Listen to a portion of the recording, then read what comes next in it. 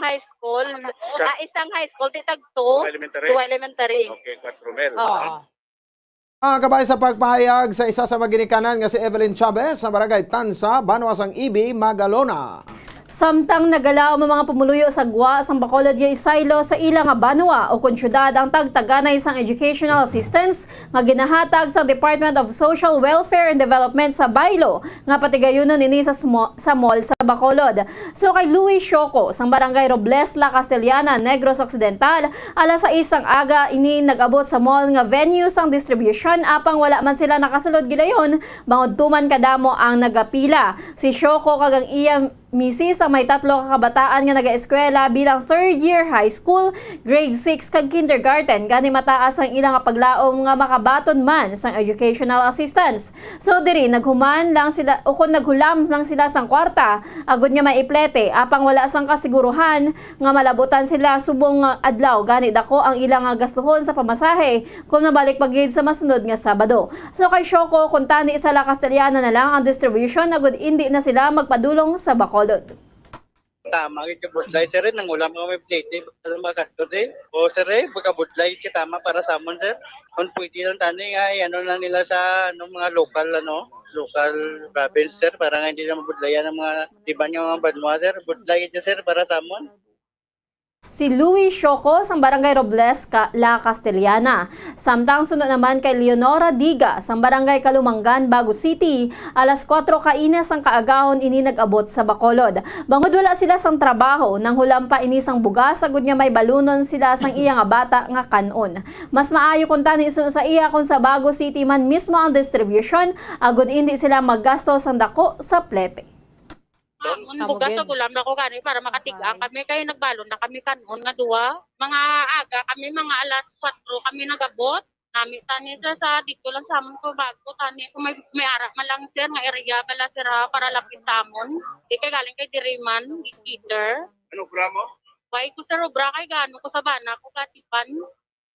Si Leonora Diga sang barangay Kalumangan, Bago City. Nagalao ang pila ka indigent residents sa Bacolod nga kung tani mas organisado ang sistema sa pagpanagtag sa Department of Social Welfare and Development sa educational assistance sa masunod nga Sabado kasunod sang pagdagsa sa matawo nga luyag mag-avail sa ayuda sa dalan Katuslao subong nga Sabado. Suno kay Marilo Manaig sa barangay Vista Alegre, Bacolod City, alas 2 sang kagahon sila nagabot sa venue apang alas 2 na sang hapon wala pa silang kakuha sa gyapon sang number. Suno sa pagpanagtag sa numero 600 lang ka mga tawo ang ilang makomodar subong adlaw. Sunod diri kung tani taga Bacolod lang ang maklaim sa assistance diri sa syudad agud ini tuman kadamo ang nagapila. Nakasaka na kung tani ang maini sa 4th floor sang mall apang nagbalik sila sa idalom bangod may hindi pa insendihanay sa tunga sang gwardiya kag sa isa ka estudyante nga lalaki. Nagalawom ini nga mas organisado sa masunod nga Sabado agud hindi magginamo. Hinahimo nila mo para naman sa mga kabataan, hindi man para sa ibang ano, sa mga kabataan. Tani ya kami ya, biskin magabihan kami ya, basta tani ako siguro man lang, te okay. Kaya pala tani. Kaya kung wala na yung sitwasyon nga daw, wala man sang kasiguruhan, okay na lang kami danay. Wala na kami. Kung sarap isa na nga Sabado, tani magano na bala nang magbayo na, kung maplasta na sang mayo, nablang. Si Marilo Manaig sa barangay Vista Alegre, Bacolod City, ginswestyon man ni Ani Villafuerte sa barangay Vista Alegre nga sa barangay na lang kung tani ang tagtagan isang ayuda. Sunod diri mas manasig ang pag-release ang kwarta basta kompleto lang ang dalang requirements antes sa bagatubang sa DSWD personnel nga amo ang nagausisa. Sunod diri alas 4 sang kaagahon pa sila nagpila apang naglibot-libot lang sila sa mall kag wala man nga tagan sang ayuda. May isa naman nga nalipong samtang nagapila bagod sa kalabuon sang tawo. Bagod madugay ang ilang pagpila kag nagutom na naubos ang dala sini nga kwarta. Suno sa 53 anyos ng Iloy mas mapos kung tani kon kada eskwelahan sa barangay dalang atagan agud indi tuman kadamo ang tawo. Suno kay Villafuerte sa 600 lang ang ginakater sa sulod sang mall gani napilitan na lang sila nga magwa. By barangay na lang ang i-ano nila kay kung mag-amo ni nga bilog nga probinsya biro din ang iban sa Kawayan. Si Palay, makadto pa di ka pila ang taga diri hindi nagid wala nagid ya chance. Bacolod ka ma'am? O taga diri man lang kami man sang kuan na lang nila nga bay barangay na lang kung di kada eskwelahan may barangay man. Si Ani Villafuerte sa barangay Vista Alegre, Bacolod City. Nakabawi na sang income ang mga manugbaligya sang school uniform sa downtown area sa Bacolod pila ka adlaw antes ang pagbukas ng klase sa Lunes. So kay Elsa Balasaban, sang Barangay Singkang Airport, Bacolod City nga masobra 40 anyos na nga nagabaligya. Agosto 3 siya nagsugod sa pagbaligya sa Dalan Katuslaw, bangod duhaman katuig nga wala inisang income sa school uniforms bangod sa COVID pandemic, kung sa din modular ang modes ng learning sa mga estudyante. Aminado si Balasaban nga maayo ang benta, subong bangod madamo nga ginikanan ang nagapili nga magbakal na lang sang human sang sa mapatahi. Ang gamay nga blouse ang nagabili sang 100 pesos, samtang ang dako naman ang nagabili sang 170 pesos tubtob 180 pesos. Ang dilargo sang lalaki nga estudyante ang nagabili sang 150 pesos tubtob 200 pesos, apang ang para sa bata ang nagabili sang 100 pesos. Ang palda ang nagabili sang 150 pesos para small size, samtang 170 pesos naman ang larger size. Sunod kay Balasaban, 1,500 pesos tubtob 2,000 pesos ang iyang ginansya kada adlaw kun magnami ang baklanay gani makabakal ini sang kinahanglanon sang ilang nga panimalay. Barato ya ang human niya, tahi iya nga daan ang blouse niya 250 panukot nila. Blouse lang diri makabakal ka na 150, 180 pinakadako na. Damo dahil bakal kay wala sila kaprepara nga mapatahi. Kay gulpi lang man nagsiling sila nga si Sara nga ma-open na nga ma-face to face. Wala kapatahi ang mga nanay. Siyempre bakal sila kuan ng ready-made. Mas mayong ready-made kay kabarato ya. Si Elsa Balasaban ang nagabaligya sang school uniforms sa downtown. Ginpasalamatan sang convener sang Power Watch sa syudad sa Bacolod ang pinuno sang Committee on Energy sa sangguniang panlusod matapos positibo ang pagkomodar sa ilang ginhinyo nga public hearing kaupod sa Centro Negros Electric Cooperative o Seneco. Sa tabers ang bomba radyo kay Winnie Sancho, ginarespeto sa niyang trabaho sa mga nagtambong sa public hearing agud nga may tiglawas sang Seneco, kag ginespikar man ang bahin sa Electric Cooperative apang dapat ang Board of Directors sang Seneco ang magtambong sa public hearing kag hindi ang mga empleyado nga nagagwa nga daw apologies sa kooperatiba. Suno kay Sancho, ginpakita lamang sang BOD sang Seneco sa hindi pagtambong sa public hearing ang manifestation of arrogance. Ginabi-abi man ni Sancho si Seneco General Manager Erwin Stanley Oticar nga nagtambong man sa public hearing bago nakita man niya nga para sa interes sang mga konsumidor ang ginapakigbato sang Power Watch kag wala sang personalan. Suno pa diri sa tion nga liwat nga hindi makatambong ang Board of Directors sa Seneco sa rason nga public hearing ideklarar na ini nga sang Power Watch nga persona non grata. Nagpanawagan man si Sancho sa Seneco nga ibutang sa layman's term ang mga ginagamit nga terminologies agud nga maintindihan sa mga konsumidor kung ano ang charges nga ginabayaran sa mga ini sa electric bill kasubong man sa mga announcements nga ginapost sa mga ini sa Seneco social media page. Well, in the first place, ang hearing per se, nagpasalamat kami kay Councilor Alaw Puentibiliano. Okay ang iyang pag-akomodar sa aton pangabay, kay Power Watch ang nag-request ng hearing mo. Ang hindi lang namo na namian na bumbupons nga ang mga membro sa Board of Directors, why sila yan nagaten nga in the first place mga policy maker ni sila, Ang Power Watch convener nga si Winnie Sancho.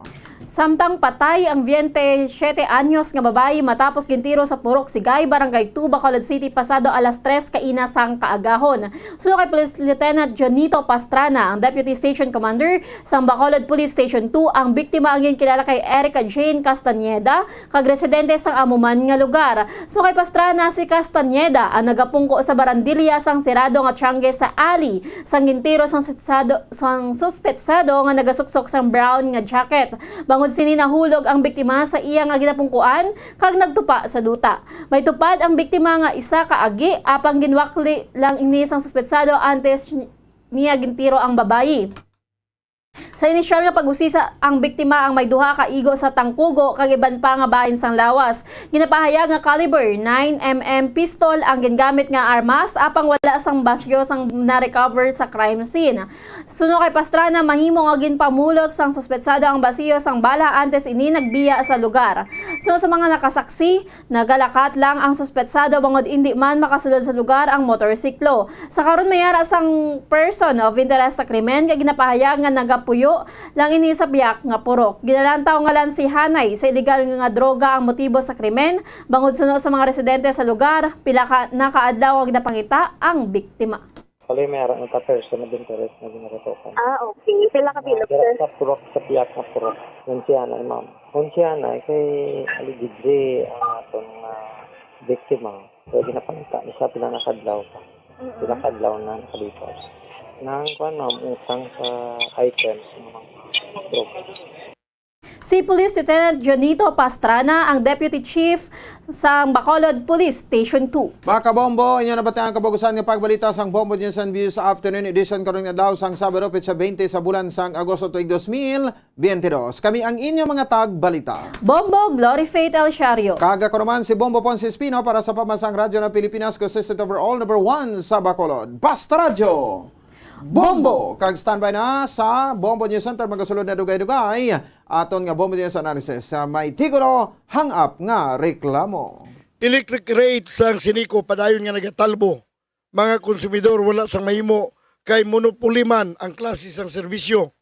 May kun tani kun ang aton mga directors nga aton ginbutang sa pwesto naga-feedback man kun tani sa nagakatabo sa siniko.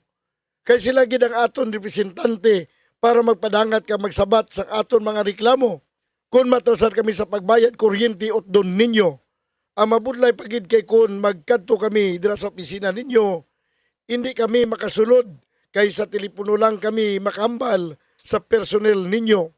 Nga agi bala mataas ang rate, masako ang interruption kag masyado katrasado sang service installations ninyo. Pigaw nga serbisyo, konsumidores ang nagasakripisyo. Board of Directors palapit kag pakita man kamo sa inyo distrito. Ang ini panguna-una ang pananawan ang ginpadala ni Jose Ruiz sang Barangay Sumag, Bacolod City. Sa mga tagpalamati sang Bombo Radyo Bacolod, pwede man kamo magpadala sang inyo panghuna-huna kag pananawan sa Bombo News and Views Afternoon Edition. Care of DYWB Bombo Radyo Bacolod, CBS Development Corporation Building, Lacson Street, Mandalagan, Bacolod City. O kung pinaagi man sa email address ang Bombo Radyo Bacolod, bombo_bacolod@bomboradyo.info. Bombo Radyo. Nakahibalo bala kamo nga ang makitaan nga dako nga konkreto nga simbahan sa sudad sang Sinay, probinsya sang Negros Occidental nga San Diego Pro Cathedral ang nahuman pagid lamang sadto sa Kawayan, Nipa, Kugon kag Amakan. Mga 246 na katuig ang nakaligan. Tuig 1736 sang gintukod ang parish sang Banwa pa lamang sadto nga silay kag nagpatukod ini sang pinakauna man nga simbahan nga nahuman lamang sa light materials. Sa pagbulig sang administrasyon sa Pungko Santo nga Gobernador Silio nga si Alejo Severino kag sang pinakauna nga pari sa lugar nga si Padre Alijo Ignacio D. Molinas nga taga Pungsod, Espanya. Ginhingadlan ang simbahan nga San Diego Parish Church sunod sa ngalan santo sa patron sini nga si San Diego de Alcala nga isa ka Franciscan saint. Tuig 1841 sangang isa naman ka parish priest nga si Father Eusebio Locsin ang nag-initiate nga bagatukod sang mas permanente nga simbahan nga nahuman sa bato kag kahoy. Ginsuguran ini sa pagpasanyog sang atop ang galvanized iron kag iban pa nga parte sang simbahan. Apang sang nag-ibwal ang revolusyon sa tong Nobyembre 5, 2022 sa ulo ng ating mga balita. Ang DSWD nagsorry, tiniyak na magsasagawa ng recalibration doon sa payout system sa educational assistance sa mga estudyante matapos ang nangyaring gulo sa ilang tanggapan. Sa ating international news, si Russian President Putin pumayag na suriin ang Zaporizhia Nuclear Complex ng mga opisyal ng United Nations. Samantala, dahil naman sa tulakan at unahan sa pila sa DSWD, lalo na doon sa Region 12, ay nag-stampede. Ilang individual ang hinimatay. Ang Digital Advocates naman isinusulong ang digital payout sa financial assistance mula sa gobyerno kasunod ng hindi maayos na distribution ng educational financial assistance ng DSWD para sa mga indigent student ngayong araw. PNP at DTI inatasan naman ni Pangulong Bongbong Marcos na tumulong na rin para mapababa ang presyo ng pagkain. Dagdag pang balita mula sa Ibayong Dagat nightclub na nasusunog sa Thailand, 20 na ang patay. Sa ating balitang palakasan, National Team Gilas Pilipinas nasasabak ho dito sa FIBA Asian Qualifiers, nabawasan ng 2 big men. Bago sa detalye, kami ang inyong mga tagapagbalita. Ako si Bombo Jane Buna. Ako naman si Bombo Dennis Hamito at ngayon sa ating mga detalye. Humingi na ng paumanhin si Department of Social Welfare and Development Secretary Erwin Tulfo matapos na magdulot nga ng kalituhan at kaguluhan sa ilang tanggapan nila ang programa na Educational Assistance Payout para yan sa mga student in crisis. Layunin ng naturang programa na mabigyan ng assistance ang bawat individual na mga kinakailangan makabili na ng gamit dahil sa Lunes ay araw na ng pasukan at makatulong din ito sa pagbili nila ng iba pang mga kakailanganin at pati na yung damit kung sakasakali. Paliwanag naman ni Tulfo, ang naturang programa ay hindi umano nababanggit ng dating administrasyon ng DSWD at marami umano sa mga bumubuhos sa kanilang tanggapan ay ngayon lamang nalaman na meron palang ganitong uri ng proyekto. Sa panayam ng Bombo Radio kay DSWD spokesperson at Assistant Secretary Romel Lopez, inamin nito na na-overwhelm sila at hindi inaasahan ang response ng napakaraming nangangailangan ng tulong. Marami sa mga pumila sa ilang tanggapan ng DSWD ay madaling araw pa lamang ay pumila na, habang ang ilan naman ay nagpalipas na ng magdamag doon sa naturang mga lugar. Sa Central Office ng DSWD sa Quezon City ay nanunsyo na magbubukas ang gate ng alas 7 ng umaga, pero pagsapit ng naturang oras ay agad nang nagpatupad ng cut-off dahil hindi makayanan ang dami ng mga nag-aagawang makapasok po sa naturang tarangkahan ng kagawaran. Ang iba namang DSWD Field Office o yung SWAT Satellite Offices sa mga region ay itinakda ang payout ng alas 8 ng umaga, pero dinagsarin ang mga ito kahit madilim pa. Liban sa walk-in ay tumanggap din ng aplikasyon ng DSWD sa pamamagitan ng email. Basta may maipakita lamang na certificate of registration sa enrollment o anumang dokumento na magpapatunay na enrolled na ang bata. Kabilang pa sa requirements ay valid ID ng mga magulang o kaya naman ng guardian nito at ang mismong estudyante na nasa kolehiyo o kaya naman ay kumukuha ng vocational course na tatanggap ng educational assistance. Batay nga dun sa educational program ng DSWD Ayuda, sa elementary ho, mga kabombo, ay may 1,000 na matatanggap yung estudyante. Habang para sa high school naman, 2,000. Samantalang sa senior high school, 3,000 ang nakalaan. At sa mga nasa kolehiyo o yung nag-aaral sa vocational ay makakatanggap naman ng hanggang 4,000 piso.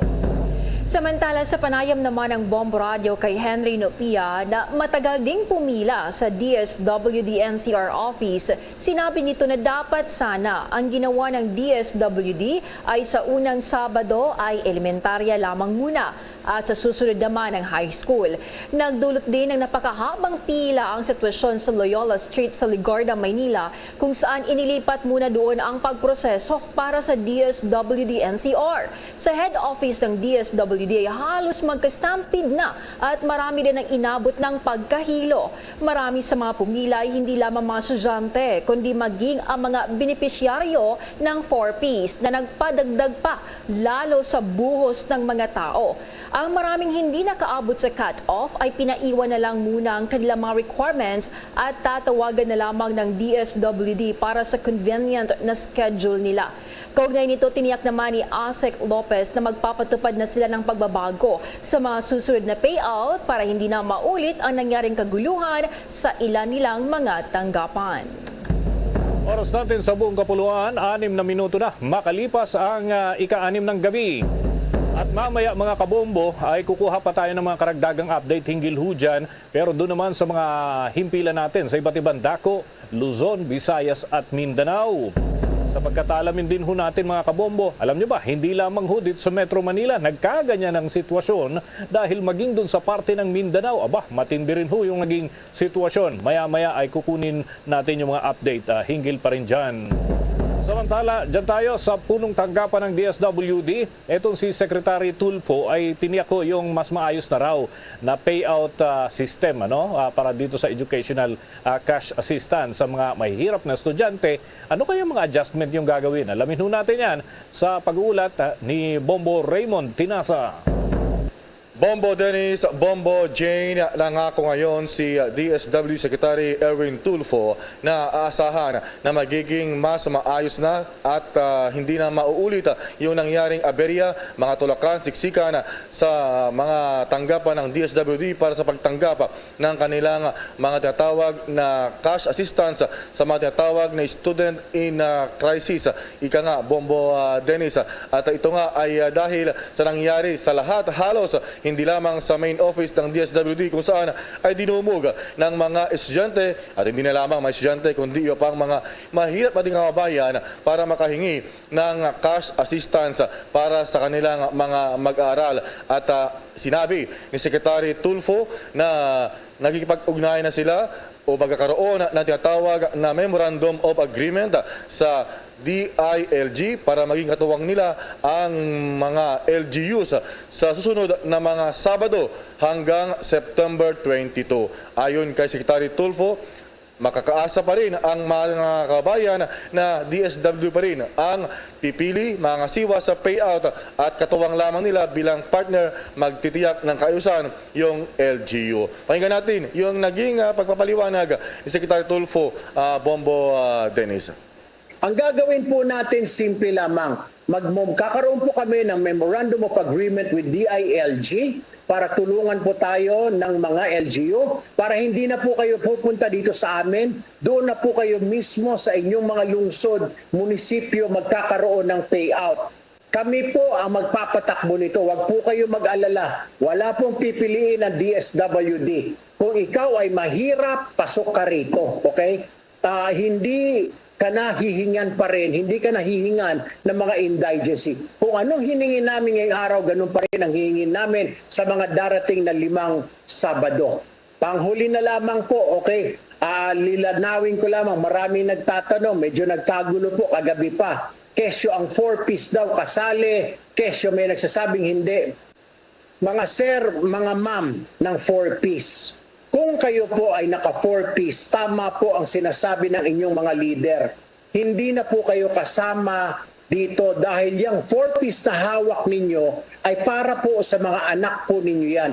Kaya po meron kayong 4-piece, yan po ay para sa edukasyon ng inyong mga anak. Incentive yan para pumasok po ang inyong anak. Therefore, tumatanggap na po kayo ng ayuda mula sa gobyerno para sa edukasyon ng mga anak ninyo. Pagbigyan naman po natin yung mga hindi pa nakakatanggap ng ayuda na wala po sa 4-piece, sila naman po ang bibigyan natin ng educational assistance. Kasabay nito, Bombo Dennis, ay ito inamin at inihayag ni Secretary Tulfo na nakapagpaliwanag na siya kay Pangulong Ferdinand Bongbong Marcos Jr. matapos tang tawagan kaninang alas 10 ng umaga nang makarating sa kaalaman ng Pangulo yung nangyari nga na siksikan sa mga tanggapan ng DSWD para tumanggap o kaya ay maka-avail ng naturang cash assistance para sa mga mahirap nating mga kabayang mag-aaral sa elementarya, sekundarya at hanggang kolehiyo o vocational. Ayon kay Tulfo, naunawaan naman ng Pangulong Marcos ang nangyari at dahil nga daw sa kapaliwanag nito ay dahil naipabatid na hindi kagaya dati na hindi isinapubliko yung naturang availability ng cash assistance. At inamin din ni Secretary Tulfo na meron talagang lesson learned. May natutunan sila sa nangyaring problemang ito ngayong araw sa lahat ng mga tanggapan ng DSWD. Na ito pa ang dagdag na bahagi ng pahayag ni Secretary Erwin Tulfo. Ang lesson learned mo siguro, sir, yung anticipation ho siguro na, pero na-anticipate namin yung volume ng tao, yung influx, sir.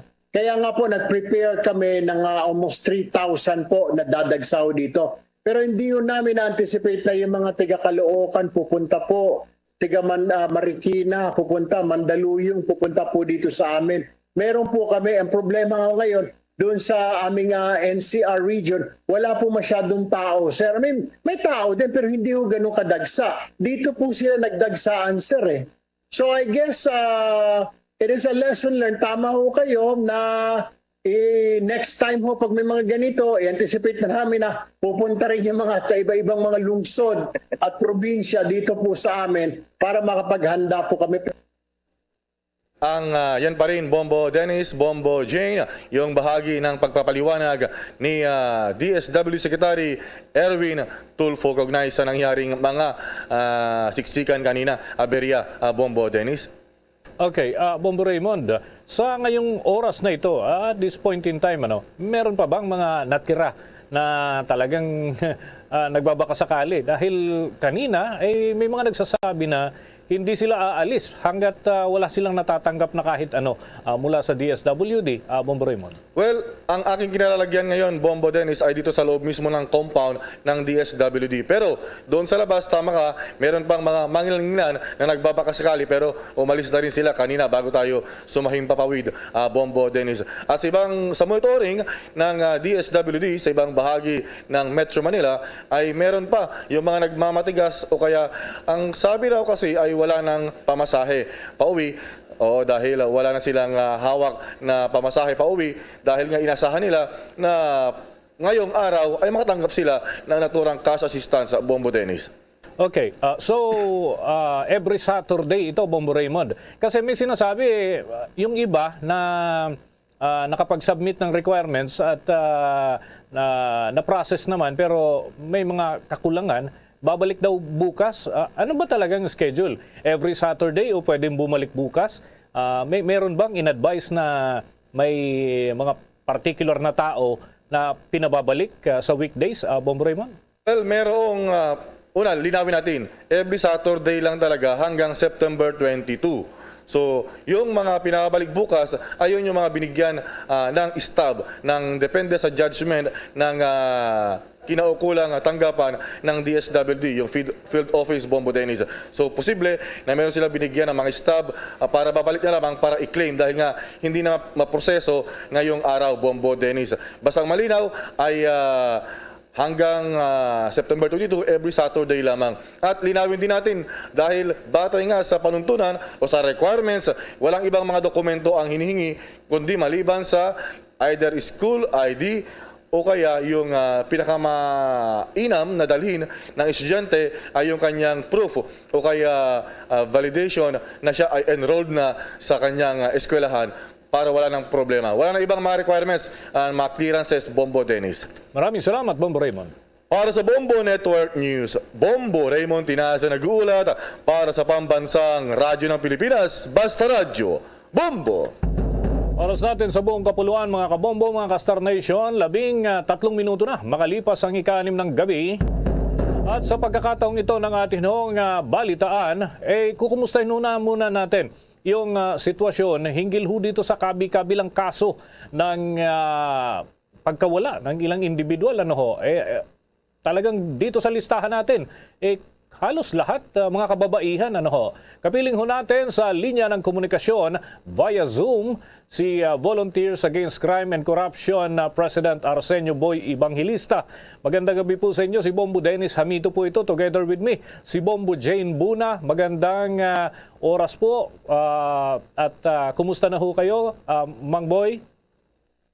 Magandang gabi sa inyo, Dennis Hamito at Bombo Jane. Good evening.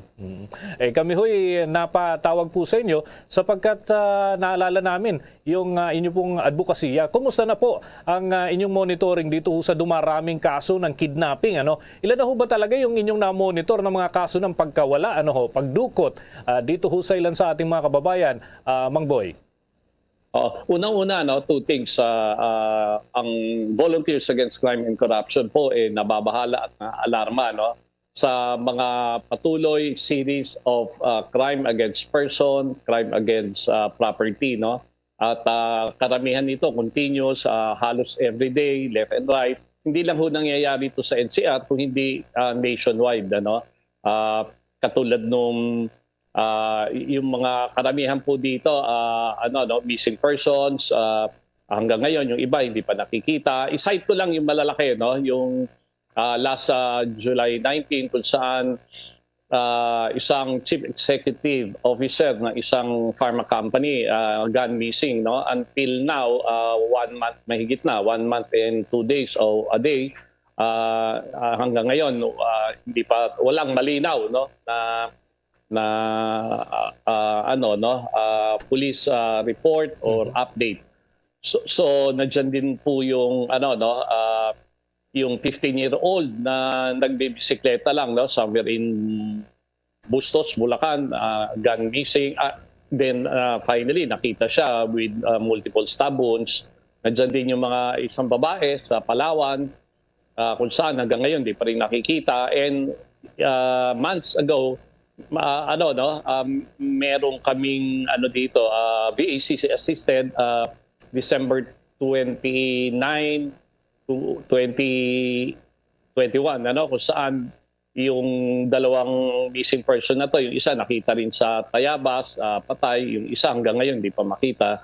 So ito yung mga several cases, pero ito yung talagang nakakabahala. 2 days ago na witness natin sa isang nag-viral video kung saan isang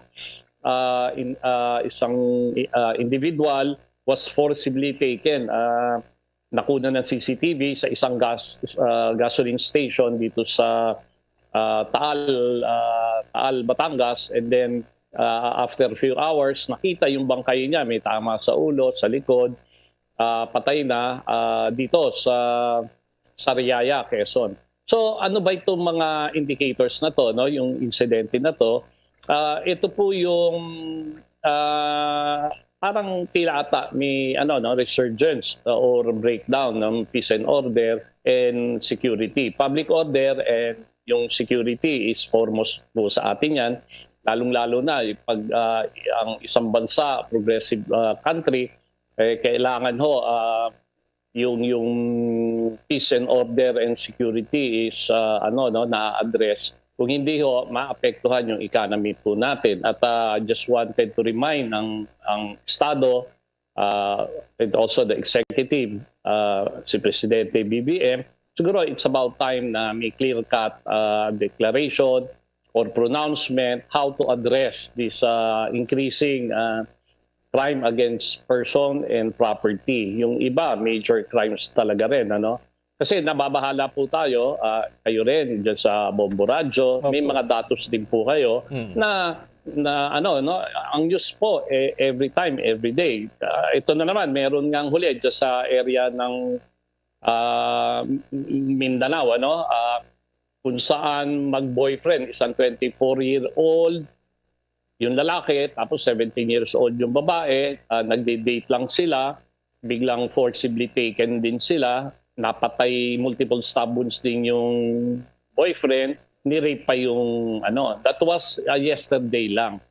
So ang dami-dami, ito lang yung medyo nagre-retain sa mind ko, So yun ang malaking problema natin ngayon.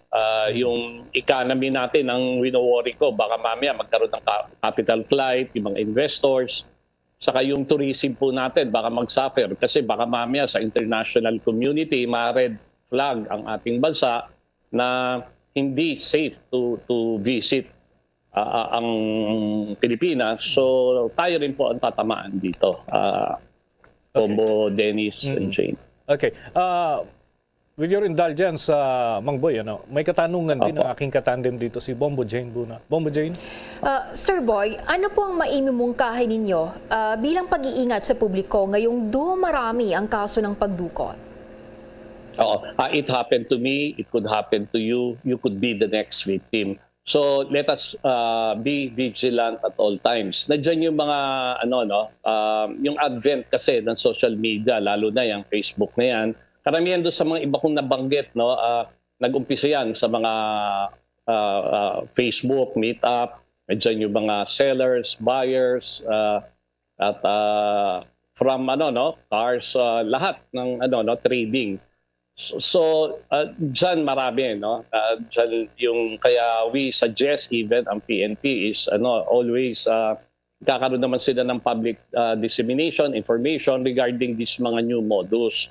So, mag-iingat po kayo at iba na po ngayon because of the effect din siguro ng pandemic, marami rin talagang yung poverty again, yung kakulangan ng trabaho, maraming na-layoff. Siguro, yung mga opportunity crimes. Karamihan nga pala nito, yung mga iba dito, panay opportunity crimes din. Ano ba yung opportunity crimes? Pag merong opportunity, bigla lang silang aatake, i-strike, no? Kaya somehow yung police nahihirapan din kasi pag wala pang opportunity to mga bad elements na to, hindi mo naman sila maaresto. Kaya nga may isang proposed bill na yung curfew hours should be implemented, no? Which we fully support because that is one major instrument na makakatulong sa anti-criminality, no? Katulad dyan sa University Belt, may I think anytime soon magkakaroon na ng face-to-face sa mga University Belt. I'm talking of yung Murayta area, UST area, Recto area. Nandiyan po yung so marami pong predator dyan. Yun, doon kayo mag-iingat. Meron ako mga nakukuhang mga feedback, no? Pero this is not yet confirmed. Katulad yung may mga hold up dyan sa UST area, may isang babae, student from FEU, babae, parang forcibly taken, tapos parang sa social media lumalabas, parang nakita na yung katawan niya, patay, no? Somewhere in Bulacan also. So ito yung mga ganitong forms of criminality na mag-iingat tayo. And of course, the state, yung Estado, has the obligation to protect law-abiding citizen like us, no? Na kailangan magkaroon naman sila ng pronouncement. Ano bang pronouncement coming from BBM, pronouncement coming from all law enforcement units, no? That includes NBI, PNP. Dapat PNP muna. Siguro si Chief PNP should always be visible sa media, prime media, to give us public information dissemination. So yun ang ina-expect namin, Bombo, Dennis, Jane. Kami man ho dito sa Bombo Radio ay willing ho kami maging instrumento sa pag-disseminate ng mga impormasyon. Napaka-importante ho talaga nito. At siguro, ingat-ingat na lamang din. Magkakaugnayan pa ho tayo siguro sa mga susunod na pagkakataon. Ginoong Ibanghilista at yung mga kwento nga ninyo ay naalala namin palagi tungkol ho sa kidnapping at yung pag-iingat sa sarili. Maraming salamat po sa inilang oras po ninyo sa Bombo Radio Philippines. Opo, maraming salamat po sa Bombo Radio, Dennis at Bombo Jane. Maraming salamat for your continued support sa Volunteers Against Crime and Corruption. Mga kabombo, mga ka-Star Nation, nakausap po natin ang presidente ng Volunteers Against Crime and Corruption dahil nga unofficial count mahigit na 10 yung mga nawawala na individual nitong nakalipas lamang ho ng mga araw at yan ay iba't iba ang lugar na pinanggalingan. Bombo International News. Inihayag ngayon ni Russian President Vladimir Putin na ang mga opisyal ng United Nations ay bibigyan ng pahintulot na bisitahin at suriin ang Zaporizhia Nuclear Complex. Ginawa ng Kremlin ang anunsyo pagkatapos mag-usap sa phone sina Putin at French President Emmanuel Macron. Nangyari ito habang nagpatuloy ang pag-aangkin ng pakikipaglaban malapit sa planta na may 4 na sibilyan na iniulat na nasugatan sa pag-atake ng Russia. Samantala, nangako naman ang Amerika na magpadala ng higit pang mga armas at bala bilang tulong sa nangyaring digmaan sa Ukraine. Sa isang readout kasunod ng panawagan sa pagitan ng mga pinuno ng French at Russia, sinabi ng Kremlin na pumayag si Putin na bigyan ang mga investigador ng United Nations ng kinakailangang tulong upang ma-access ang Zaporizhia nuclear site. Ang planta ay nasa ilalim ng Russian occupation mula noong unang bahagi ng Marso. Ngunit ang mga Ukrainian technician ay nagpapatakbo pa rin ito sa ilalim ng utos ng Russia. Ang Director General naman ng Nuclear Watchdog ng UN, ang International Atomic Energy Agency na si Rafael Grossi ay tinanggap ang payag ni Putin at sinabing handa siyang manguna sa pagbisita sa planta mismo. Malugod naman na tinanggap ni Ukrainian President Volodymyr Zelensky ang prospect ng isang inspeksyon, ngunit sinabing ang mga particular na detalye ay ginagawa pa rin. Oras natin sa buong kapuluan mga kabombo, mga Kastar Nation. Ganap na ho ang 25 minuto makalipas ang ika-6 ng gabi. Sa mga dagdag pang balita, Bombo Jane. Sumang-ayon ng Asia-Pacific Economic Cooperation na ipagpatuloy ang cross-border travels sa mga Asian countries kabilang ang Pilipinas sa hakbang na pahusayin ang sektor ng turismo bilang bahagi ito ng pagbangon mula sa masamang epekto sa ekonomiya ng pandemyang COVID-19. Sinabi ni Department of Tourism Secretary Cristina Garcia Frasco na ang 11th APEC meeting ay nagresulta din sa lahat ng partido na sumang-ayon na i-relax ang arrival protocols para yan sa short-term travelers at mga returning residents. Dahil sa mapangwasak na epekto ng pagpapataw ng mahigpit na protocols sa mga travelers, sinabi ni Frasco na kailangang kumilos at paluwagi ng mga paghihigpit upang mabawi ang nawala sa ekonomiya, lalo na sa industriya ng turismo. Ibinahagi ni Frasco ang optimismo ng Pilipinas na gawing liberal ang arrival protocol para yan sa mga short-term travelers at mga returning resident habang nagpahayag siya ng suporta para sa interoperability o computerization ng mga vaccine certificates. Kuha muna tayo ng pag-uulat mga kabombo doon sa ilang himpilan natin sapagkat kung dito sa Metro Manila nagkaroon ho ng kaguluhan sa lugar ho ng pag-distribute nitong ayuda para sa mga estudyante. Kumustahin ho natin doon sa bahagi ng Coronadal dahil nagkaroon din ho ng tulakan. Mukhang may mga nasaktan din ho dyan. Kumustahin natin ang pag-uulat dito sa update sa Stampede dyan ho sa bahaging yan ng Mindanao. May update ang Bombo Radio Coronadal.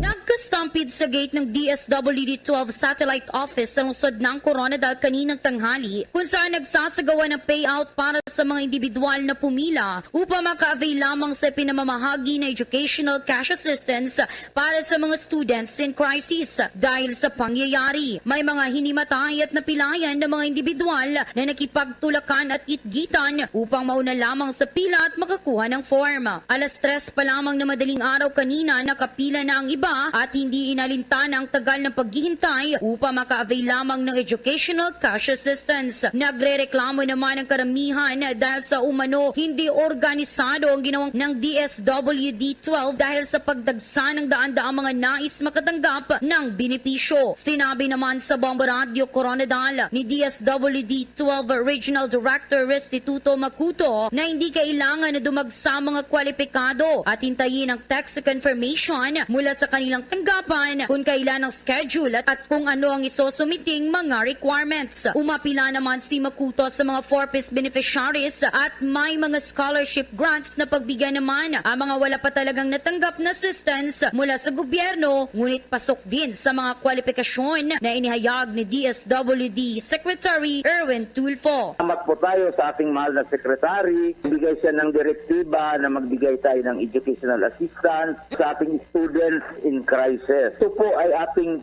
magamit po nila. Alam naman po natin magbukas na po yung ating schooling ngayong next week para meron silang magamit pambili ng mga gamit sa school. Iba pang mga kagamitan. Dagdag pa ni Makuto na hindi lamang ito ngayong araw ng Sabado ngunit sa susunod pa ng mga petsa hanggang Setyembre 24 nitong taon. Una rito, naging kapansin-pansin din ang pila sa iba't ibang paaralan dito sa lungsod ng mga magulang at estudyante na kumukuha ng Certificate of Enrollment bilang isa sa mga requirements sa pag-avail na nabanggit na educational assistance. Samantala, worth it naman para sa ibang mga estudyante na nauna sa pila at nakatanggap na ng ayuda mula naman sa gobyerno. Siyempre, sa kahirapan talagang magtiyaga kasi hindi tayo pwede na hindi tayo magtiyaga pa, no? Ang masayang pahayag ng mga ilang estudyante na nakatanggap na ng kanilang ayuda mula sa gobyerno. At yan ang ulat mula dito sa Bombo Radio Coronadal. Para sa Bombo Network News, ito si Bombo Donhart Militar para sa Pambasang Radyo ng Pilipinas at consistent number 1 sa probinsya ng South Cotabato, Basa Radio. Bombo! Makalipas ang halos 2 buwan, nakatakda ang presyo ng langis para sa panibagong pagtaas bago ang pagpapatuloy ng mga in-person classes at paghahanda para sa pagdagsa ng mga pasahero na inaasahan sa susunod na linggo. Inaasahang tataas ang presyo ng diesel ng 2 pesos and 50 centavos hanggang 2 pesos and 80 centavos kada litro sa susunod na linggo. Habang ang presyo ng kerosene ay nakatakdang tataas naman ng 2 pesos and 70 centavos hanggang 2 pesos and 80 centavos. Ang presyo ng gasolina ay magkakaroon naman ng bagyang pagtaas na tinatayang nasa pagitan ng 40 centavos hanggang 70 centavos. Ayon pa sa mapagtansya ng industriya, ang pangangailangan para sa langis ay magsisimula ng tumaas. Mas kaunting demand na ipinaris naman sa mga pag-lockdown ng China at pag-uurong sulong sa mga consumer dahil yan sa nagbabantang pag-urong sa ekonomiya na sinasama sa mga rollback sa nakalipas na ilang linggo. Karamihan sa mga paralan ay nakatakdang ipagpatuloy ang in-person classes pagkatapos ng 2 taong pamamaraan ng distance learning dahil nga sa pandemya ng COVID-19. Pinayagan kamakailan ng Land Transportation Franchising and Regulatory Board ang operasyon ng mas maraming rutang na suspende dahil sa pandemya. Gayunpaman, itinuro ng mga grupo ng transportasyon na mga naturang ruta ay hindi sapat. Bukod pa sa bilang ng mga tsoper na humihinto na dahil sa pagtaas ng presyo ng gasolina na dulot ng sigalot sa pagitan ng Ukraine at Russia. Handang-handa na para sa paggunita ng ika-39 na anibersaryo ng pagpanaw ng dating senador na si Benigno Ninoy Aquino Jr. Yan ho ay bukas 21 ng Agosto. Ang paggugunita ng naturang araw ni Ninoy ay magsisimula ho 1:00 ng hapon yung aktibidad at sa Bantayog Huyan ng mga bayani sa Quezon City. Isang memorial park na nagpaparangal sa martir at tinuturing na bayani ng panahon ng martial law. Magsisimula ang programa sa paggunita sa pagdunho sa pagpaslang kay Aquino dyan sa tarmac ng Manila International Airport noon na ngayon ay tinatawag na Ninoy Aquino International Airport. Nasusundan naman ng sandaling katahimikan. Magpapatunog din ng magpapalabas ng video ng first quarter storm, Plaza Miranda bombing at martial law declaration, Mosquito Press Confetti Revolution, Snap Election of 1986 at EDSA People Power Revolution sa buong kaganapan na hunayan. At sa gabi ay meron din hong mga event. Ang August 21 movement, ang anak ni Aquino na si Bolsi Aquino Cruz ay inaasahan din ho ang pagdalo. Ang tinaguriang crying lady na si Rebecca Quijano ay maghahatid naman ng kanyang mensahe sa naturang kaganapan. Magbibigay din ho ng kanilang mga mensahe sina author at playwright Bonifacio Ilagan, dating senador at Laguna Governor Joey Lina at mga political prisoners na sina dating Commission on Human Rights chairman na si chairperson na si Eta Rosales, dating Social Welfare Secretary Judith Tagiwalo at may akda na si Maria Cecilia Ebanda ay magbibigay din ho ng kanyang mensahe para sa naturang kaganapan. Ang author din ho na si Desiree Carlos at dating senador Rene Sagisag ay inaasahan din ng pagdalo sa naturang aktibidad pati ng iba pang mga personalidad dun ho sa nasabing event. Pangungunahan naman ni Lea Navarro ang pag-awit ng Bayan Ko bago ang 3 oras na konsyerto ng programa 5:00 ng hapon. Siwa naman ni Archbishop Socrates Villegas ang isang misa sa Metropolitan Cathedral sa bahagi ng Dagupan. Sa iba pang balita, lubhang malayo pa sa target na 23.8 milyong Pilipino na natuturukan ng booster shot. Ito ay dahil makapagtala pa lamang ng aabot sa 1,725,547 individual ang nakatatanggap ng COVID-19 booster shot sa ilalim niya ng Pinas Lakas campaign ng pamahalaan. Sinabi ni Department of Health Officer in Charge Maria Rosario Vergere, patuloy niya ang pagpapaigti ng kailang mga strategy upang dumami ang magpabakuna at mahikayat ang taong bayan na tumanggap ng booster dose. Sa ngayon ay nasa higit 18,900 na Pinas Lakas vaccination sites sa buong bansa. Samantala, nagbabala naman si Vergere na posibleng tumaas ang bilang ng mga hospital sa darating na Setyembre o Oktubre kapag nagpatuloy ang mababang booster turnout ng bansa. Maging Octa Research Group ay nagsabing posible ang panibagong pagtaas ng positivity rate. Mula ho kanina sa update na nakuha natin sa bahagi ng Mindanao, dako naman tayo dyan sa mga follow-up sa Northern Luzon dahil mahigit 16 na tao nga ang kabilang ho yung isang buntis ay nahilo, meron pang nahimatay doon ho sa pag-aabang ng educational assistance mula sa DSWD. Maki-update tayo sa Bombo Radio, Kawayan. Mahigit 16 na tao kabilang ang isang buntis ang nahimatay o nahilo ang itinakbo sa Provincial Hospital matapos mahigit 5,000 ang dumagsa sa Social Welfare and Development o SWAD Office sa Ilagan City Provincial Capital para makakuha ng educational assistance. Karamihan sa mga nahilo o nahimatay ay ang mga kabataan na sinundan naman ng mga senior citizen dahil sa hindi pa kumain ng agahan bago pumila dahil alauna pa ng madaling araw ay nakapila na sila. Sa naging panayam ng Bombo Radio Kawayan, sinabi ni Assistant Regional Director Franz Lopez ng DSWD Region 2 na 2,000 lamang ang kanilang inaasahang magtutungo para makapag-avail ng educational assistance, ngunit umabot sa mahigit 5,000. Dahil sa sobrang mainit ay mayroong nahihilo at hinihimatay kaya minabuti na lamang ng DSWD na kunin ang mga requirements na dala ng mga aplikante at napagpasyang gawin na lamang per district ang releasing at application sa educational assistance. Samantala sa naging panayam ng Bombo Radio Kawayan sa isa sa mga nahimatay, inihayag ni Ginang Jofita de la Cruz, isang senior citizen na residente ng Santa Maria, Isabela, na dahil 8 ang kanyang apo na pawang nag-aaral at nasa kanyang pangangalaga na may iba't ibang sitwasyon tulad ng pagkakaroon ng solo parent at may mga naulila na ay minarapat din niyang kumuha ng educational assistant para sa mga apo. Samantala karamihan ng mga nahimatay sa pagpila para makakuha ng educational assistance ng DSWD na dinala sa paggamutan ay nakauwi na. Ganito ang bahagi ng pahayag ni Ginang Jofita de la Cruz. Akala ko nakakayanan ko kasi parang merong akong na sa Lunes meron na silang uniform.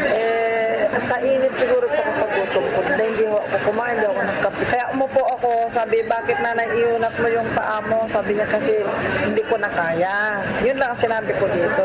Nay, baka hindi mo na kaya. Ganito, sabi niya nang gano'n. Kakayanan ko. Yun lang ang sagot ko kasi kahit sino kasi malapit na ko. Mula rito sa Bombo Radio Kawayan para sa Bombo Network News, ako si Bombo Lani Velasco nag-uulat para sa Pambansang Radyo ng Pilipinas, consistent overall #1 radio station sa Isabela, Basta Radio, Bombo. Sa dagdag pang balita, inaasikaso na ng Department of Justice o DOJ at Department of the Interior Local Government ang mga hakbang para ma-decongest ang mga kulungan. Kasabay ito ng pagpapatupad ng epektibong rehabilitation programs para sa mga bilanggo. Bahagi ito ng commitment ng gobyerno ng Pilipinas sa UN Joint Program on Human Rights. Tiniyak ni Justice Secretary Crispin Boyeng Remolla na lalo pang paigtingin ng pamahalaan ang mga commitment nito sa human rights. Sinabi ni Remulla na nakapagtala na rin ang kailang ahensya ng mga plano para mapabuti ang criminal justice system ng bansa. Una na ring tiniyak ni Presidential Human Rights Committee Secretariat Executive Director at Undersecretary Severo Catura na makakatugon ang lahat ng mga ahensya ng gobyerno sa human rights obligation ng Pilipinas. Ito ay alinsunod-anya sa mga batas ng bansa at international human rights law. Maging ang Human Rights Group ay nakabantay din sa mga hakbang na ito ng pamahalaan. Muling nagbabala ang Department of Health sa publiko hinggil huyan sa Peking One Health Pass website. Ay sa DOH, nananatiling iisa ang ginagamit na portal ng kanilang tanggapan na maaaring ma-access ng publiko. Ayon kay Department of Health OIC Maria Rosario Vergere, walang bayad ang kanilang pag-connect sa kanilang website at pagkuha ng kinakailangang impormasyon at ganun din ang kailangan lamang ho dito ay yung vaccination certificate kung mag-a-avail ng iba pang mga programang nakapaloob sa naturang tanggapan. Una nang nakatanggap ng report ang DOH at Bureau of Quarantine hinggil sa mga peking One Health Pass website at certificate na nanghihingi ng pera sa international travelers. Ang mga biyahero mula sa iba't ibang bansa ay obligado dapat na magrehistro sa One Health Pass website. Yan ay 48 oras bago ang kanilang pagdating dito sa Pilipinas. Payo naman ng DOH isumbong sa kanilang tanggapan o kaya naman ay sa panig ng PNP Cyber Security ang sino mang gumagamit ng peking web portal para makakuha ng pera at iba pang pakinabang. Mariring makapagnakaw kasi ng data ang nasabing mga kawatan at gamit yung peking account para sa sino mang mag-a-access ng nasabing web links. Ang digital advocates naman isinusulong ang digital payout sa financial assistance mula sa gobyerno kasunod ito ng hindi maayos na distribution ng educational financial assistance ng DSWD para sa mga indigent student ngayong araw. May pag-uulat si Bombo Everly Rico. Kinalampag ngayon ng isang grupo ng digital advocates ang gobyerno at isinusulong ang digital payout ng financial assistance o ayuda mula sa gobyerno. Ito ay matapos kang magdulot ng kaguluhan at kalituhan sa mga magulang at mag-aaral na maaga pang pumila para sa unang araw ng pamamahagi ng educational assistance sa Central Office ng Department of Social Welfare and Development sa Batasan Hills, Quezon City at sa ilan pang mga regional at provincial offices ng ahensya sa iba't ibang lugar sa bansa. Ang naturang educational financial assistance nga ay inilaan para sa school supplies, uniform at iba pang kailangan ng mga indigent na mga estudyante. Sa eksklusibong panayam ng Bombo Radio, sinabi ni Digital Pinoy's National Campaigner Ronald Gostilo na kailangang ma-maximize ng pamahalaan ang paggamit ng e-money services para sa Government Financial Assistance Program upang sa gayon ay maiwasan ang overcrowding at stampedes sa tuwing may ipinapamahaging ayuda mula sa gobyerno. Nihimok po natin ang pamunuan ng Department of Social Welfare and Development na sana po ay gamitin po natin yung mga teknolohiya po na available naman po sana sa atin ngayong panahon ito. Kagaya po ng internet, no? Yung nangyari po kaninang umaga sa Department of Social Welfare and Development ay may iwasan naman po sana kung gumamit po tayo ng online registration at digital payment para sa mga benepisyaryo po, no? Alam niyo po, kung sana po or minaximize po natin yung teknolohiya, hindi po sana kinailangang dumagsa sa main office ng DSWD sa Batasan Hills yung libo-libo pong mga magulang at estudyante.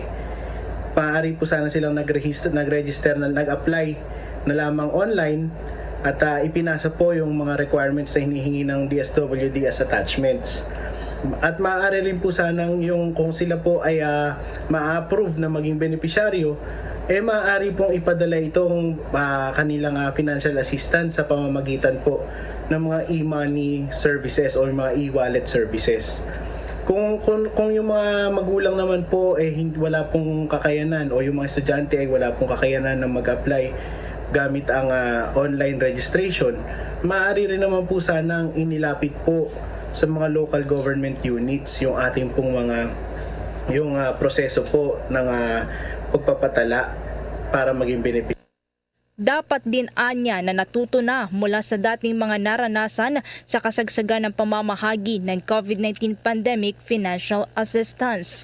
Inirekomenda din ni Gostilo na dapat nang gawing desentralisado ng DSWD ang application sites upang sa gayon ay mas maging convenient at mas maging makatao ang proseso ng pamamahagi para sa mga applicants. Dapat din anya na ma-maximize ang technological innovations ng Estado para sa convenience ng mga tao. Nakakalungkot po kasing nangyari ito no, pagkatapos po ng ating mga naging karanasan sa pamamahagi ng ayuda noong nakaraang noong mga panahon ng kasagsagan ng COVID-19.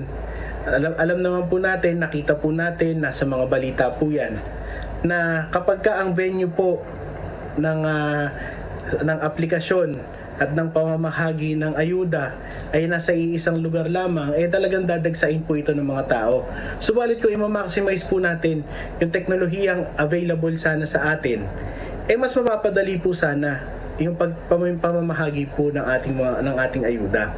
So ang panawagan po natin sa DSWD, sana naman po gamitin po natin yung ating digital services na naririyan naman po. Gamitin po natin ang teknolohiya.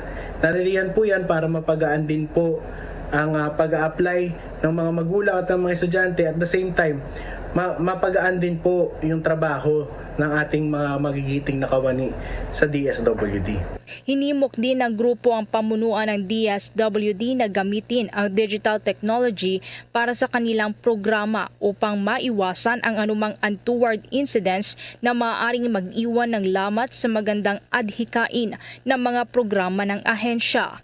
Una nga rito, bago pa man maitalaga bilang kalihim ng DSWD, sinabi ni Secretary Erwin Tulfo na isa sa top priority nito ang digitalization sa pamamahagi ng cash aid mula sa gobyerno. Ito rin anya ang isa sa marching orders ng Pangulong Ferdinand Marcos Jr. sa kalihim para matiyak na mabilis na maibibigay ang government aid para sa mga intended beneficiaries. Para sa Bombo Network News, Bombo Everly Rico nag-ulat para sa Pambansang Radyo ng Pilipinas, Basta Radyo. Bombo! Dapat palakasin ang kakayahan ng bansa na makayanan ang mga mapaminsalang epekto ng natural calamities dahil mas madalas itong mangyayari at magiging mas malala pa sa hinaharap na panahon dahil sa epekto ng climate change. Ito naman ang tinampok sa ikapitong leg ng Association of Southeast Asian Nation o ASEAN Strategic Policy Dialogue on Disaster Management na nagtapos na ho noong Biyernes 19 ng Agosto. Yan ho ay sinagawa sa Singapore. Kinatawan ng bansa ay si Assistant Secretary Bernardo Rafaelito Alejandro de Fort ng Office of Civil Defense, Deputy Administrator for Operations at ito ho si Cheryl Leia, Acting Chief naman ng Policy Development and Planning Service Disaster Risk Governance. At ang delegasyon po ng Pilipinas sa 2 araw na dialogo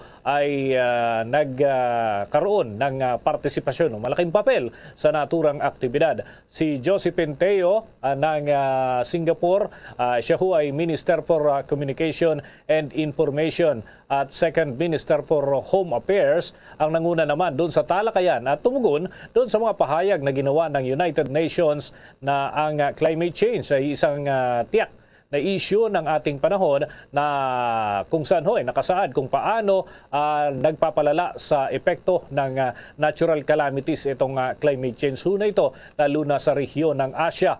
Ang pinagsamang natural disaster measures dito sa rehiyon ay ginagampanan ng napakaraming mga kababayan ho natin, ngunit kulang pa rin dahil sa sinasabing kaalaman na dapat ay batid ng mamamayan. Isa sa pinakamalakas na natural calamity na naranasan ay noong nakaraang taon yung Typhoon Rai o mas kilala ho sa tawag dito sa Pilipinas, Super Typhoon Odette, na tumama po ito sa Pilipinas noong Disyembre ng nakalipas na taon at ikinamatay ng nasa 400 na mga tao. At dahil ho dito ay binabanggit ni Teo ang 3 paraan kung saan ho ay dapat ituon ang atensyon ng ating bansa at siyempre katuwang ang ASEAN dito sa pagbibigay atensyon upang maabot ang kanilang layunin na malimitahan yung epekto at yung pinsalang dulot, pati na yung temperatura sa mundo na sinasabing magkakaroon ng pagtaas habang lumalala ang epekto ng climate change. At ito ang mga hakbang naman na kinakailangan, yung building resilience, partnership at pati na yung innovation. Samantala, nagbigay ng pondo sa negosyo sa mga miyembro ng pamilya ng overseas Filipino workers dito sa bansa, ang Overseas Workers Welfare Administration o OWA. Ito ay sa pagsisikap na maiangat ang buhay ng mga overseas Filipino workers na nagtatrabaho sa ibang bansa. Sa ilalim ng Tulong Puso program ng OWA, ang gobyerno ay magbibigay ng pondong aabot sa 1 million pesos para magamit ito sa pamumuhunan sa negosyo para sa mga miyembro ng pamilyang OFW upang hindi lamang umasa sa mga remittances ng kanilang mga mahal sa buhay. Isa sa mga benepisyaryo ng Tulong Puso program ay ang Atimunan Overseas Filipino Worker Families Producers Cooperative mula yan sa Atimunan, Quezon. Binubuo ang kooperatiba ng mga sewers and fabric workers na nakatanggap ng 1 million pesos na fund.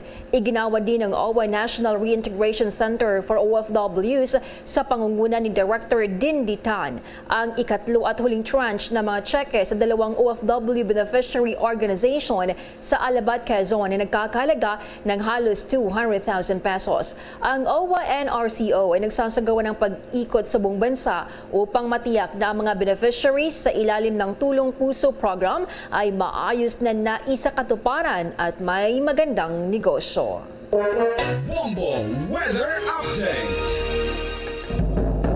Magiging maulan sa araw ng Lunes, yan pa man din ang unang araw ng pasukan. Ang babala ay inilabas ho ng Pag-asa, kasunod na rin ng inaasahang paglakas ng hanging habagat sa ilang parte ng ating bansa. Partikular maapektuhan yung nasa western section ng Pilipinas, kasama na ho ang Metro Manila, kaya tinaasahan ang mga pagbuhos ng ulan at pinag-iingat ang publiko hinggil ho sa posibleng maging epekto nito sa ating mga kababayan. Kulang pa rin ang Department of Education o DepEd sa enrollment target nitong school year. Inaasahan ng DepEd ang halos 28.6 milyong mag-aaral na mag-enroll para sa unang face-to-face classes sa loob ng 2 taon. Pero noong Biyernes lamang, 27 million pa lang ang nakapag-register. Sinabi ni DepEd spokesman Michael Powa, walang desisyon na i-extend ang enrollment period dahil naging trend na ang bilang ng mga enrollees sa unang araw ng pasukan ay dadami. Anya, 23 milyong mag-aaral ang nagparehistro sa regular na panahon ng enrollment na nagsimula noong July 25 at 4 million naman noong early enrollment mula noong March 25 hanggang April 30. Nauna nang inanunsyo ng Department of Education na 29,700 paaralan o kalahati ng kabuang pambansa ang magpatupad ng blended learning system. Isang halo ito ng in-person at distance learning. Ang natitira i-adopt ang 5 araw naman na in-person learning scheme. Kuha pa tayo ng dagdag na ulat mga kabombo sa naging sitwasyon kaugnay ng distribusyon ng ayuda para sa mga estudyante. Alamin natin ang mga pangyayari dyan ho naman sa bahagi ng Northern Mindanao. May ulat ang Bombo Radio Cagayan de Oro. Halos hindi mahulugan ng karayom ang gitgitan ng mga taong umaasa sa ibibigay na tulong ng DSWD mula sa kanilang Assistance to the Individuals in Crisis Situation Program dito sa Masterson Avenue, Upper Balulang, Cagayan de Oro City. At dahil sa pagdagsa ng mga tao, naganap ang stampede at nagresulta ito sa pagkahimatay ng halos 10 mag-aaral at isang buntis. Sa panayam ng Bombo Radio kay DSWD 10 Information Officer Rochelle Gallia, humingi na ng paumanhin ang kanilang ahensya sa publiko dahil sa kakulangan ng kanilang crowd control. Tiniyak ng opisyal na may isasagawang pagbabago sa kanilang sistema simula bukas upang maisaayos ang daloy ng mga pumipilang beneficiaries ng Student Educational Assistance. Umani ng kaliwat kanang mga pagbatikos ang liderato ni DSWD Secretary Erwin Tulfo dahil sa kakulangan ng koordinasyon at sistema habang ipinapatupad ang pag-aabot ng tulong pinansyal sa mga mahihirap na pamilya ng bansa. Siguro sir, no, yung talagang dagsa ng tao. Although naiintindihan naman po namin kasi lahat po talaga sila nakikita natin may mga pangangailangan. Mula Bombo Radio Cagayan de Oro, Bombo and Caleste para sa Pambansang Radyo ng Pilipinas, consistent overall number 1 sa Northern Mindanao. Basta Radio, Bombo! Bombo International News. Ang bilang ng mga namatay mula sa isang Thai nightclub in Inferno na sunog ay tumaas sa 20 habang ang mga biktima ay patuloy pa na tumatanggap ng medical treatment. Ang sunog ay sumiklab sa Mountain Bee Club sa lalawigan ng Chonburi, humigit kumulang 150 kilometers sa timog silangan ng Bangkok, Thailand. Natagpuan ng mga otoridad ang 13 sunog na bangkay sa loob pa ng venue. 7 iba pa ang namatay mula sa kanilang mga injuries naman na ang pinakahuling nasawi ay isang 50 years old na lalaki. Sinabi ito ng Chonburi Provincial Public Health Office. Lahat ng mga biktima ay mga Thai national. Mayroong 25 na nasugatan na patuloy pang ginagamot sa hospital at ang siyam nito ay naka-ventilator. Ang nasusunog na acoustic foam sa mga dingding ng club ang siyang nagpapabilis ng apoy at tumagal ang mahigit 3 oras ang mga bumbero upang makontrol ito. Kinumpirma naman ng isang senior police officer ng nasabing probinsya na ang mga may-ari ng club, mag-ama ito, kinasuhan na ng sanhi ng kamatayan sa pamamagitan ng kawalang ingat at pagpapatakbo ng isang pub na walang lisensya. Pero pareho namang nakalaya sa piyansa ng lokal na korte ang mga ito. Nauna nang iniutos ng nasusunog o ng Prime Minister ng Thailand na imbisigahan ang nangyaring sunog. Bombo Sports News. Sa atin ho, ang balitang palakasan, nabawasan ng 2 key players ang National Team Gilas Pilipinas at ito ay ang 24-man pool na sasabak sa window ng FIBA World Cup Asian Qualifiers. Ang PBA Stars na sina Ayan Sanggalang ay umatras dahil ho sa injury habang si Japet Aguilar ay nasa ilalim pa ng health safety protocols. Ang 2 big men na sina Sanggalang at Aguilar ay napakahalaga sana na frontline dito ho sa gaganaping laban ng Gilas Pilipinas. Ngunit ito ho mga kabombo, kinakailangan mag-adjust dahil nga sa absent o pagkawala ng 2 players dahil sa naturang kadahilanan. Bombo Foreign Exchange Update. Araw sa mga nag-aabang sa palitan ng piso kontra sa foreign currencies, naitala ang 55 pesos and 86 centavos katumbas ng isang US dollar. Ang Hong Kong dollar naman ay 7 pesos and 12 centavos. Ang Singaporean dollar ay 40 pesos and 30 centavos. At ang Saudi Arabian Rial mapalo ng 14 pesos and 87 centavos. Habang ang euro ay 56 pesos 35 centavos batay sa data ng Bangko Sentral ng Pilipinas. The Bombo Foreign Exchange Rate Update is brought to you by Queen City Development Bank. Bago tayo magtapos, ang Bombo Radio Philippines po ay nag-anyaya sa lahat. Para sa sama-samang panalangin, narito ang Oratio Impirata. Merciful and compassionate Father, we confess our sins and we humbly come to you to find forgiveness and life. We come to you in our need to seek your protection against the COVID-19 virus that has disturbed and claimed many lives. We ask you now to look upon us with love and by your healing hand, dispel the fear of sickness and death, restore our hope, and strengthen our faith. We pray that you guide the people tasked to find cures for this disease and to stem its transmission. Bless the efforts to use the medicines developed to end the pandemic in our country. We pray for our health workers that they may minister to the sick with competence and compassion. Grant them health in mind and body, strength in their commitment, protection from the disease. We pray for those afflicted. May they be restored to health. Protect those who care for them. Grant eternal rest to those who have died. Give us the grace in these trying times to work for the good of all and to help those in need. May our concern and compassion for each other see us through this crisis and lead us to conversion and holiness. Grant all these through our Lord Jesus Christ, your Son, who lives and reigns with you in the unity of the Holy Spirit, God, forever and ever. Amen. We fly to your protection. O Holy Mother of God, do not despise our petition in our necessities, but deliver us always from all dangers. O glorious and blessed Virgin. Amen. Our Lady, Health of the Sick, pray for us. Saint Joseph, pray for us. Saint Raphael the Archangel, pray for us. San Roque, pray for us. San Lorenzo Ruiz, pray for us. San Pedro Calungsod, pray for us. At yan ang Bombo Network News. Kami ang inyong mga naging tagapagbalita. Ako si Bombo Jane Buna. Ako naman si Bombo Dennis Hamito para sa Pambansang Radyo ng Pilipinas, Basta Radio. Bombo!